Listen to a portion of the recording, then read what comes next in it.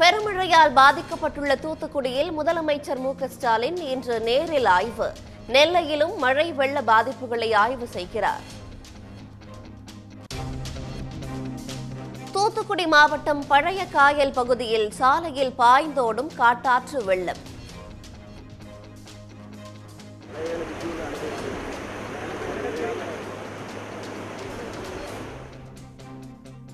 பத்து கிராமங்களின் நிலை என்னவென்று தெரியாமல் அண்டை கிராம மக்கள் பரிதவிப்பு. காயல்பட்டினம் அருகே கீரனூர் பகுதியில் அறுவடைக்கு தயாராகி வந்த வாழைகள் தண்ணீரில் மூழ்கி சேதம். பல லட்சம் ரூபாய் நஷ்டம் ஏற்பட்டுள்ளதாக விவசாயிகள் கவலை. பெருமழையால் பாதிக்கப்பட்ட தூத்துக்குடியில் ஒன்றிய குழு நேரில் ஆய்வு. ஒரு நாள் மழையில் வாழ்வாதாரம் அனைத்தும் பறிபோய்விட்டதாக மக்கள் கண்ணீர்.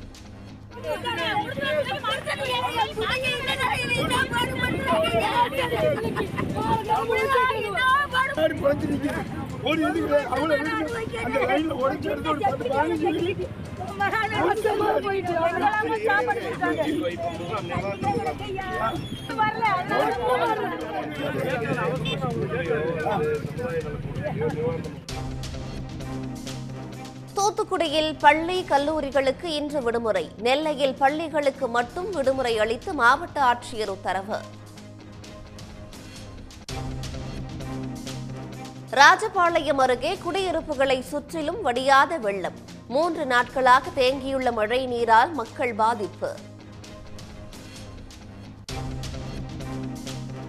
தூத்துக்குடியில் முகாம்களில் நிவாரண உதவி வழங்கிய அண்ணாமலை மீது புகார்.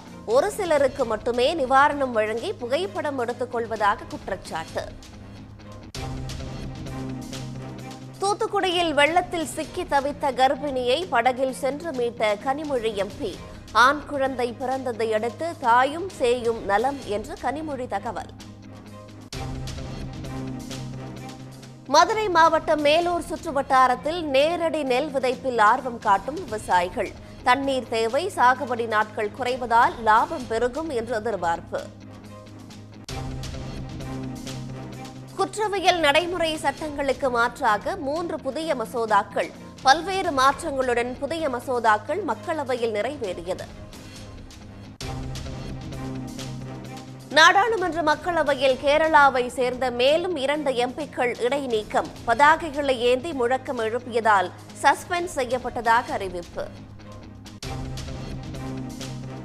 கொரோனாவை தடுக்க ஆயத்தமாக இருக்க ஒன்றிய அரசு அறிவுறுத்தல். பாதிக்கப்பட்ட மாநிலங்களில் வைரஸ் பரவல் தடுப்பு ஒத்திகை. முறைகேடு வழக்கில் லாலு பிரசாத் மற்றும் தேஜஸ்வி யாதவருக்கு அமலாக்கத்துறை சம்மன். 22ஆம் தேதி தேஜஸ்வியும் 27ஆம் தேதி லாலுவும் நேரில் ஆஜராக உத்தரவு. மகர ராசியிலிருந்து கும்ப ராசிக்கு இடம்பெயர்ந்தார் சனி பகவான். தமிழ்நாடு முழுவதும் ஆலயங்களில் சிறப்பு வழிபாடு.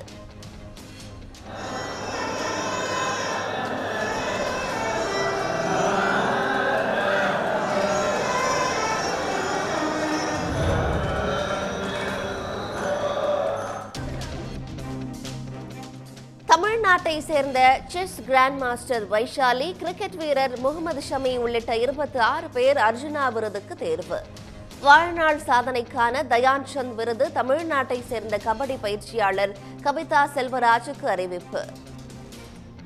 உடனுக்குடன் செய்திகளை தெரிந்து கொள்ள சன் நியூஸ் பெல் ஐகானை கிளிக் பண்ணுங்க.